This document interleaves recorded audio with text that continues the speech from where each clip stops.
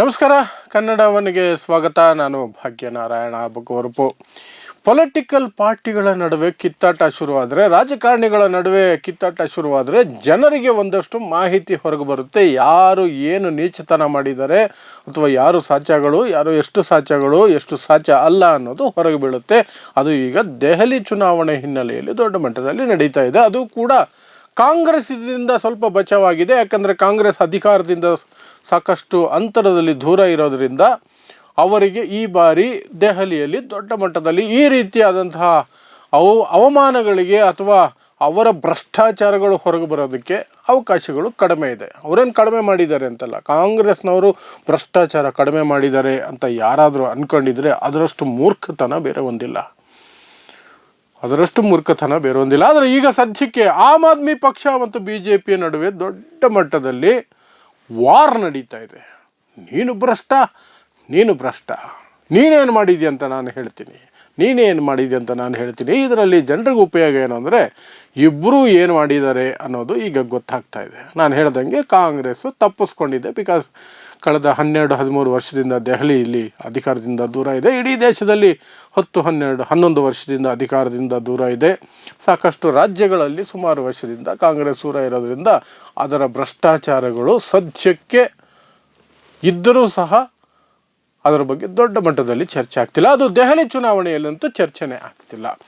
So ಏನೀಗ ಆಮ್ ಆದ್ಮಿ ಪಕ್ಷ ಮತ್ತು BJP ನಡುವಿನ ಫೈಟ್. BJP ಹೇಳುತ್ತೆ, ಕೇಜ್ರಿವಾಲ್, ಆಮ್ ಆದ್ಮಿ ಪಕ್ಷದ ಕೇಜ್ರಿವಾಲ್, ನಾನು ಸಾಮಾನ್ಯ ಪ್ರಜೆಗಳಿಗಾಗಿ ಬಂದಿರುವ ವ್ಯಕ್ತಿ, ನಾನು ತುಂಬ ಸಿಂಪಲ್, ನಾನು ಸಾಮಾನ್ಯನ ಮುಖ್ಯಮಂತ್ರಿ ಅಂತ ಹೇಳ್ಕೊಂಡಂತಹ ಕೇಜ್ರಿವಾಲ್ ತಮ್ಮ ಮನೆಯ ನವೀಕರಣಕ್ಕೆ, ಅಂದರೆ official house, chief ministers house ನವೀಕರಣಕ್ಕೆ, ರೆನೋವೇಷನ್ಗೆ ಕೋಟ್ಯಾಂತರ ರೂಪಾಯಿ ಸುರಿದಿದ್ದಾರೆ. BJP ಹೇಳೋ ಪ್ರಕಾರ ಕೇಜ್ರಿವಾಲ್ ಟಾಯ್ಲೆಟ್ ಚಿನ್ನದಲ್ಲಿ ಮಾಡಿರೋಂಥ ಟಾಯ್ಲೆಟ್ ಉಪಯೋಗಿಸ್ತಾರೆ, ಏನೇನೋ ಉಪಯೋಗಿಸ್ತಾರೆ. ಅವ್ರ ಮನೆಯಲ್ಲಿ ಸ್ವಿಮ್ಮಿಂಗ್ ಪೂಲ್ ಇದೆ, ಅದಿದೆ, ಇದಿದೆ. ಅವರ ಮನೆ ಒಳಗಡೆ ಸರ್ಕಾರದಿಂದ 400 ಕೋಟಿ ರೂಪಾಯಿ ಖರ್ಚು ಮಾಡಿ ಏನೆಲ್ಲ ಮಾಡ್ಕೊಂಡಿದ್ದಾರೆ ಅನ್ನುವಂತಹದ್ದು BJP ಆಪಾದನೆ ಕೇಜ್ರಿವಾಲ್ ವಿರುದ್ಧ.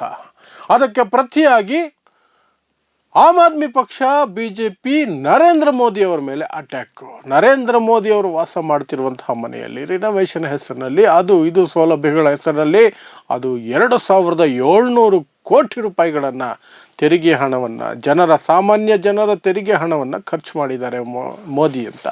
ಆ ಕಡೆ ಮೋದಿ ಕೇಜ್ರಿವಾಲ್ ವಿರುದ್ಧ ಅಟ್ಯಾಕ್. ಕೇಜ್ರಿವಾಲ್ ಶೀಶ್ ಮಹಲ್ನಲ್ಲಿ ಬದುಕ್ತಾ ಇದ್ದಿದ್ದು. ಶೀಶ್ ಮಹಲ್ ಅದು ಗಾಜಿನ ಅರಮನೆ. ಆ ಅರಮನೆಯನ್ನು ಮಾಡೋದಕ್ಕೆ 100 ಕೋಟಿ ಖರ್ಚು ಮಾಡಿದ್ದಾರೆ. ಅದೆಲ್ಲ ಜನರ ದುಡ್ಡು ಅಂತ ತಾನು ಸಾಮಾನ್ಯ ವ್ಯಕ್ತಿಗಳ ಮುಖ್ಯಮಂತ್ರಿ ಅಂತ ಹೇಳಿಕೊಂಡು ಈ ರೀತಿ ಮಾಡಿದ್ದು ಎಷ್ಟು ಸರಿ? ಕೇಜ್ರಿವಾಲ್ ಅತ್ಯಂತ ದೊಡ್ಡ ಭ್ರಷ್ಟ ಅಂತ ನರೇಂದ್ರ ಮೋದಿ.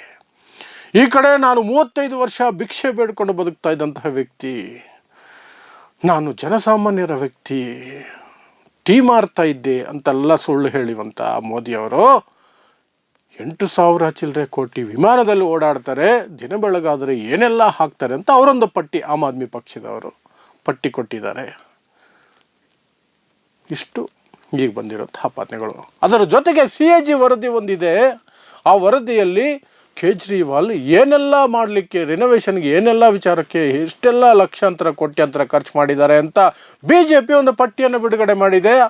ಆಮ್ ಆದ್ಮಿ ಪಕ್ಷದ ಪ್ರಕಾರ ಆ CAG ವರದಿಯನ್ನು ನಾವಿನ್ನೂ ಅಫಿಷಿಯಲ್ ಆಗಿ ಬಿಡುಗಡೆನೇ ಮಾಡಿಲ್ಲ. ಅದು ಹೇಗೆ ಆ ಅಂಶಗಳು ಹೊರಗೆ ಬರೋದಕ್ಕೆ ಸಾಧ್ಯ ಅನ್ನೋದು. ಆದರೆ BJP ಕೊಟ್ಟಿರುವಂಥ ಅಂಕಿಗಳನ್ನು ಒಂದು ನೋಡೋದಾದರೆ, ಕೇಜ್ರಿವಾಲ್ ಮುಖ್ಯಮಂತ್ರಿ ಗೃಹವನ್ನು ರಿನೋವೇಟ್ ಮಾಡೋದಕ್ಕೆ ಖರ್ಚು ಮಾಡಿರೋದು ಸುಮಾರು 33.66 ಕೋಟಿ ರೂಪಾಯಿಗಳಂತೆ.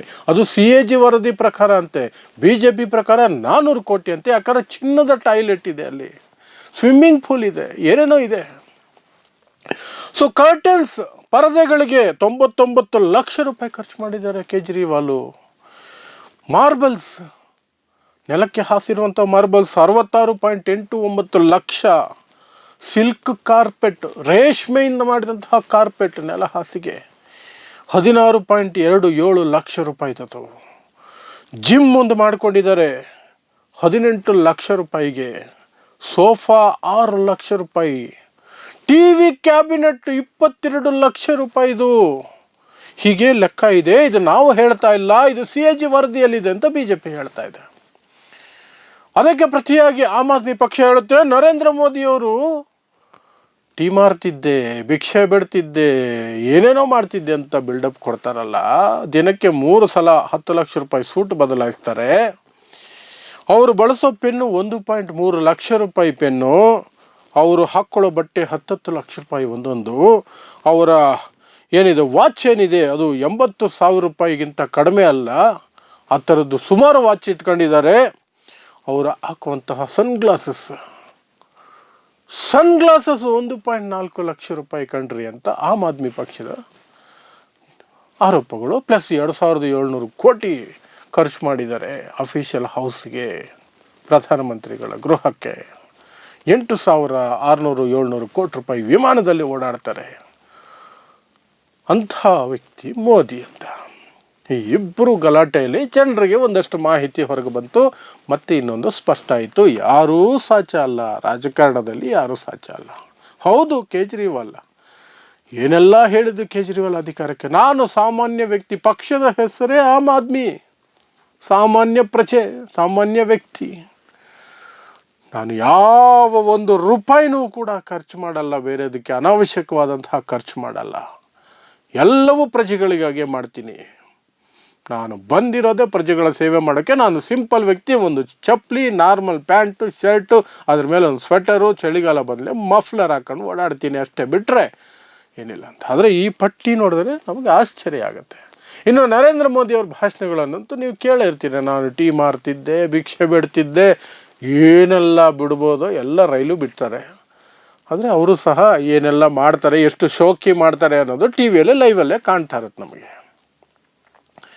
ಅವರ ಆ ಜಾಹೀರಾತುಗಳಿಗೆ ಎಷ್ಟು ಸಾವಿರ ಕೋಟಿ ಖರ್ಚು ಮಾಡ್ತಾರೆ, ಅವರ ಫೋಟೋಶೂಟ್ಗಳಿಗೆ ಎಷ್ಟು ಸಾವಿರ, ಎಷ್ಟು ಕ್ಯಾಮ್ರಾಮ್ಯಾನ್ಗಳನ್ನ ಜೊತೆಲಿ ಹಾಕ್ಕೊಂಡು ಓಡಾಡ್ತಿರ್ತಾರೆ, ಯಾವ ರೀತಿಯೆಲ್ಲ ಅವರು ಬಟ್ಟೆ ಹಾಕ್ಕೊಳ್ತಾರೆ, ಎಷ್ಟು ಬಾರಿ ಬಟ್ಟೆ ಬದಲ, ಇದೆಲ್ಲವೂ ಸಹ ಎಲ್ರಿಗೂ ಗೊತ್ತಿರೋದೆ. ಸೊ ಇಲ್ಲಿ ಯಾರೂ ಸಾಚ ಇಲ್ಲ. ದೆಹಲಿ ಚುನಾವಣೆ ಹಿನ್ನೆಲೆಯಲ್ಲಿ ಯಾರೂ ಸಾಚ ಅಲ್ಲನ್ನೋದು ಮತ್ತೊಮ್ಮೆ ಪ್ರೂವ್ ಆಗ್ತಿದೆ. ನಾನು ಮೊದಲೇ ಹೇಳ್ದಂಗೆ ಕಾಂಗ್ರೆಸ್ ಇಲ್ಲಿ ತಪ್ಪಿಸ್ಕೊಂಡಿದೆ. ಯಾಕಂದರೆ ಕಾಂಗ್ರೆಸ್ ಅಧಿಕಾರದಲ್ಲಿ ಇಲ್ಲದೆ ತುಂಬ ವರ್ಷಗಳಾಗಿರೋದ್ರಿಂದ ಅದರ ಪ್ರಸ್ತಾಪಗಳು ಕಡಿಮೆ ಆಗಿದ್ದಾವೆ. ಅದು ಇದ್ದಿದ್ದರೆ ಅಥವಾ ಈ ಹಿಂದಿನದನ್ನು ಕೆದಕಿದ್ರೆ ಇವರಿಬ್ಬರ ಅಪ್ಪ ಕಾಂಗ್ರೆಸ್ ಖರ್ಚು ಮಾಡೋದರಲ್ಲಿ, ಜನರ ದುಡ್ಡು ಉಪಯೋಗಿಸೋದರಲ್ಲಿ, ಭ್ರಷ್ಟಾಚಾರದಲ್ಲಿ. ಏನು ಮೋದಿಯವರು ಏನು ಮಾಡಿದಾರೋ ಆ ಲೆವೆಲ್ಗೆ ಮಾಡಿರ್ತಾರೆ. ಮೋದಿದು ಪ್ಲಸ್ ಪಾಯಿಂಟ್ ಏನು ಅಥವಾ ಆ್ಯಡ್ ಬೋನಸ್ ಏನು ಅಂದರೆ ಕೋಮುವಾದವು ಸಹ ಸೇರ್ಕೊಳ್ಳುತ್ತೆ. ಹಾಗಾಗಿ Modi is more dangerous than Congress ಅಂತ ಹೇಳಬಹುದು. ಅಷ್ಟೇ ಹೊರತು ಕಾಂಗ್ರೆಸ್ ಸಾಚ ಅಲ್ಲ, ಆಮ್ ಆದ್ಮಿ ಪಕ್ಷ ಕೇಜ್ರಿವಾಲ್ ಸಾಚ ಅಲ್ವೇ ಅಲ್ಲ. ಕೇಜ್ರಿವಾಲ್ ಸಾಚ ಅಲ್ವೇ ಅಲ್ಲ.